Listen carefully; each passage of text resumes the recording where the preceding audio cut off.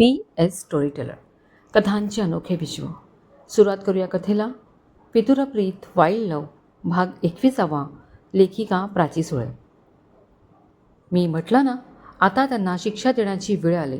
उद्या आपण माझ्या घरी जातोय आणि फक्त बघा मी काय करते ते, भूमी प्रचंड रागात बोलली. शिवाने तिच्याकडे पाहिलं.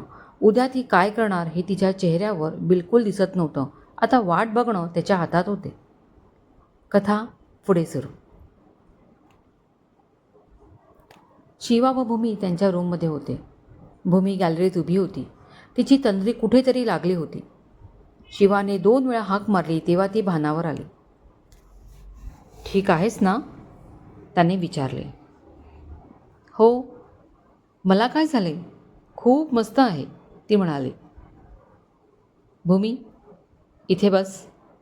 शिवाने बळेच तिला खुर्चीत बसवले. हे बघ, जे मनाला पटेल, रुचेल आणि शरीराला झेपेल तेवढंच करावं असं लोक म्हणतात. तुझ्याकडे बघून तू ओढून ताडून आणलेला आत्मविश्वास वाटतोय. म्हणजे तुझ्या घरापुरतं म्हणत आहे मी. तू स्ट्रॉंग आहेस, धीराची आहेस, पण उद्या आपण तुझ्या घरी जातोय हे सांगितल्यापासून तू एकदम उदास वाटतेस. मग कशाला जा तिकडे, जर तुला आवडत नसेल तर. शिवाने मनातलं बोलून टाकलं. तुमची काळजी मला समजते. एक सांगू, जर मनातलं साचलेलं सगळं बोलून ओकून नाही टाकलं ना, तर त्याचा आयुष्यभर त्रास होत राहील मला. आधी मी घाबरले, रडले, घरच्यांसमोर स्वतःची बाजू मांडायला कचरले. पूर्ण आत्मविश्वासच मेला त्यावेळी. मन आत्मा सुन्न झाला. कोणाविरुद्ध लढू हेच समजलं नाही. त्यावेळी तुम्ही आधार दिला. त्या आधाराचा आधारस्तंभ मी केला. माझा स्वार्थच झाला ना हा. तुम्ही फक्त आधार दिला नाही तर मला खंबीर केलं, लढायला शिकवलं. माझी ओळख वकिलाची ती परत मिळवून दिलीत. काय नाही केलं तुम्ही माझ्यासाठी. आता माझा टर्न आहे. तुम्हाला तुमचा मान सन्मान मिळवून द्यायचा आहे. मला तुमच्याबरोबर माझं आयुष्य आनंदात सुखात घालवायचे आहे. जग फिरायचे आहे. तुम्हाला प्रेम द्यायचे. तुम्ही, मी आणि आपली मुलं, हे सर्व काही मला हवं आहे.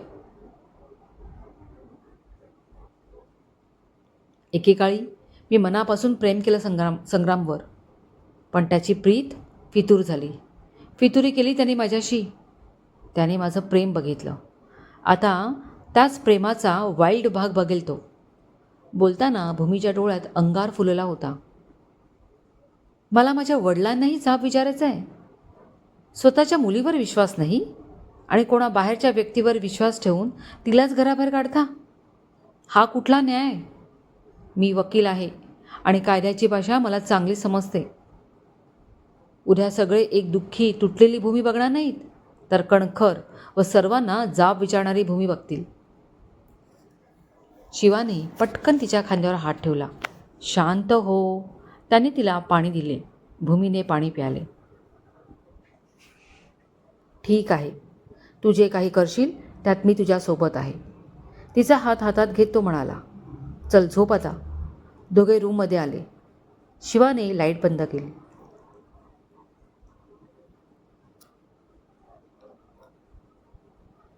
भूमी शिवा तयार झाले.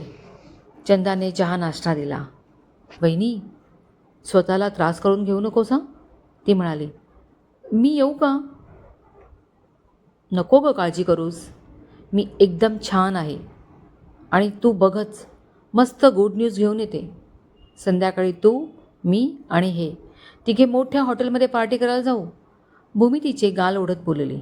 चंदा हसले. भूमी कितीही दाखवत असली तरी शिवाला खूप टेन्शन आले होते. पण कितीही प्रसंग येवो तो खंबीर राहणार होता. गरज पडलीच तर संग्रामला मातीत लोळवायला ही तो मागे पुढे पाहणार नव्हता. दोघे कारमध्ये बसले.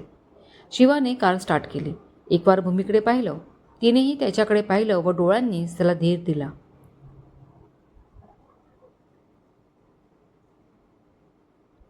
कार देसाई वाड्यासमोर उभी राहिली. भूमीने पाहिलं आणि नकळत तिचे डोळे भरून आले.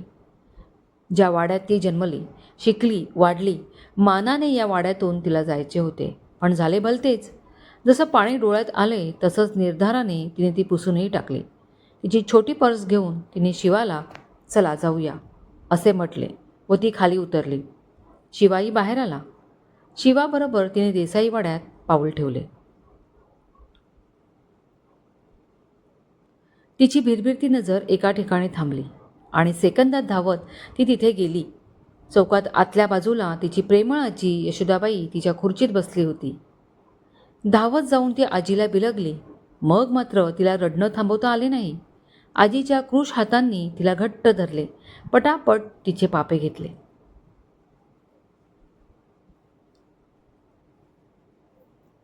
माझी बाय, कुठं होतीस ग या म्हातारीला सोडून? तुझ्या वाटेकडे डोळे लावून बसले कधीची. मरण बी येत नाही बघ.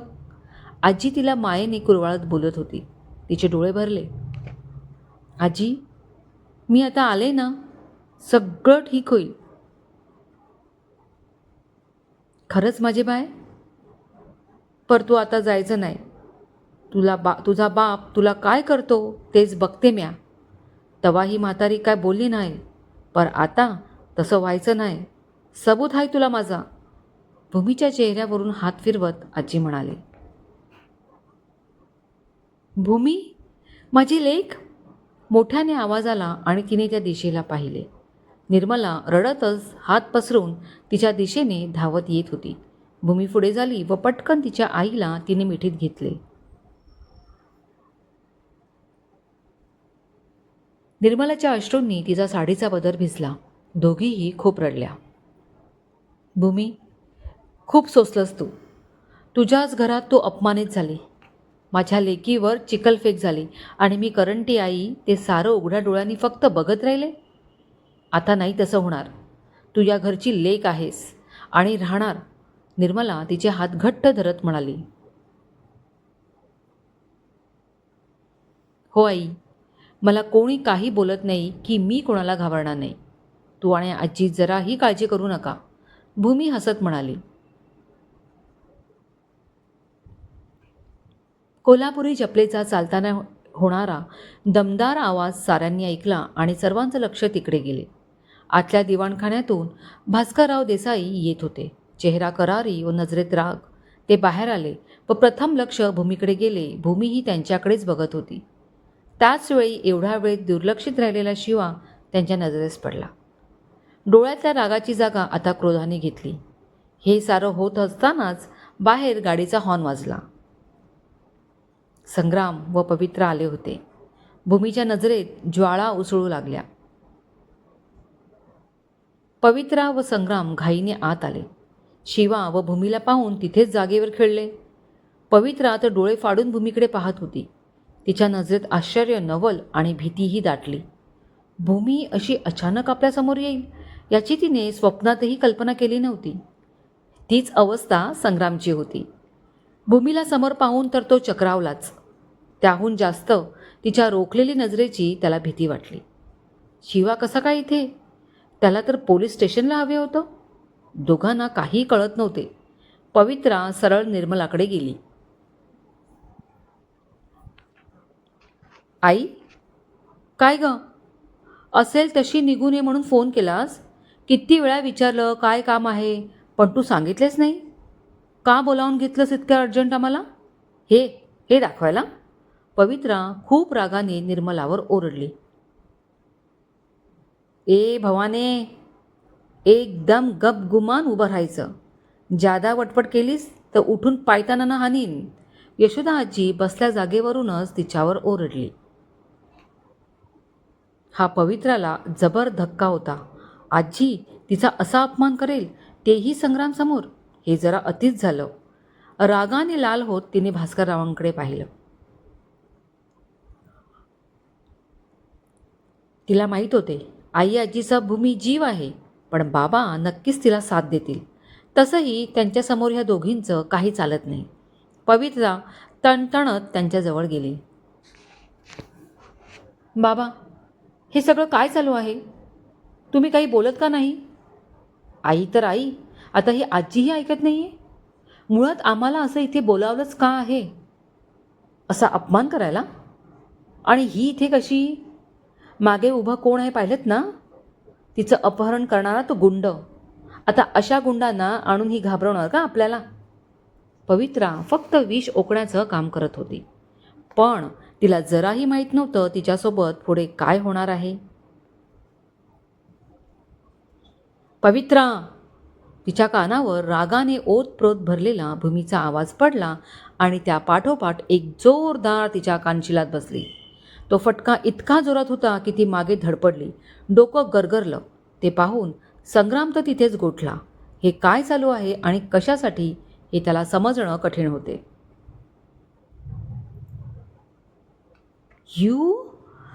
तू मला मारलंस? मला? असं म्हणून पवित्रा भूमीवर चालून गेली व तिला मारण्यासाठी तिने हात उगारला. पण हाय रे, तिचा हात हवेत वरच्यावर तरंगत होता.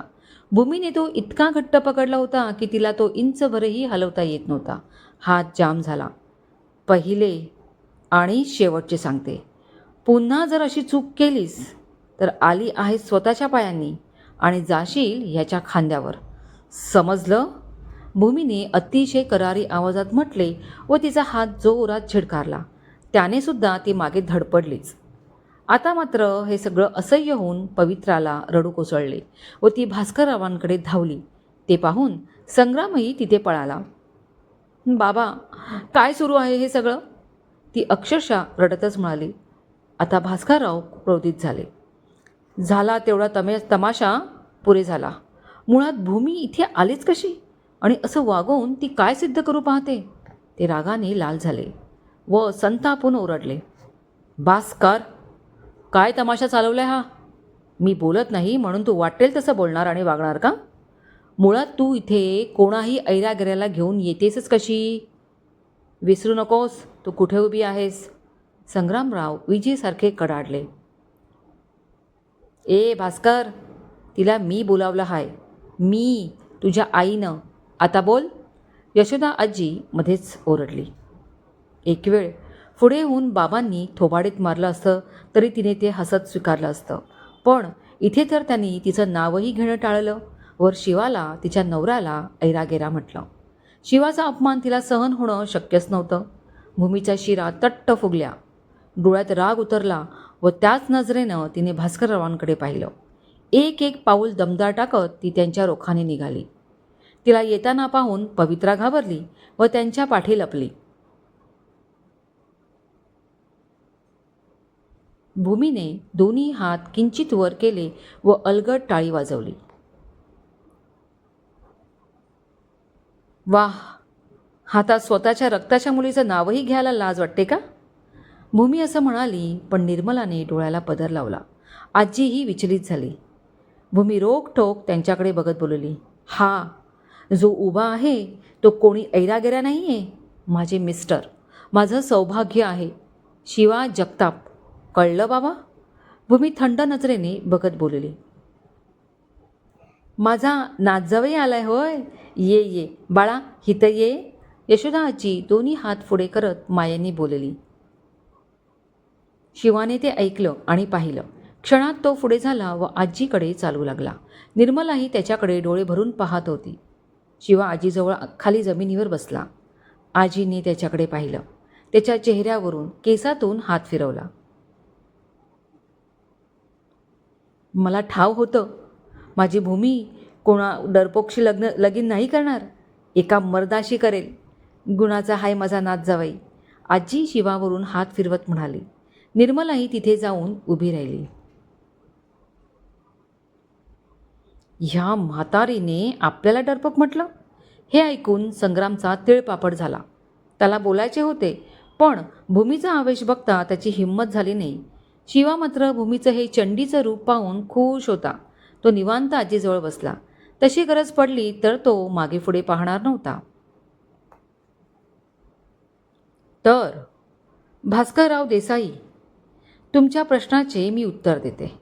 मला कोणी इथे बोलावले नाही, तर मी स्वतःच इथे आली आहे आणि ह्या दोघांना आईकरवी बोलावून घेतले. अजूनही काही मंडळी येणार आहेत, पण त्यांना अवकाश आहे. भूमीने त्यांचं नाव घेतलं हे पाहून भास्करराव चपापले. नजरेने आग ओकत ते भूमीकडे पाहू लागले. क्रमश. कथेचा हक्क लेखिकेकडे सुरक्षित, कथा कॉपी करण्यास, कुठल्याही प्लॅटफॉर्मवर टाकण्यास सक्त मनाई आहे. कथा लिखित व आवाज सदैव प्राची सोळे. कथेला हाईप करा. मनपूर्वक धन्यवाद.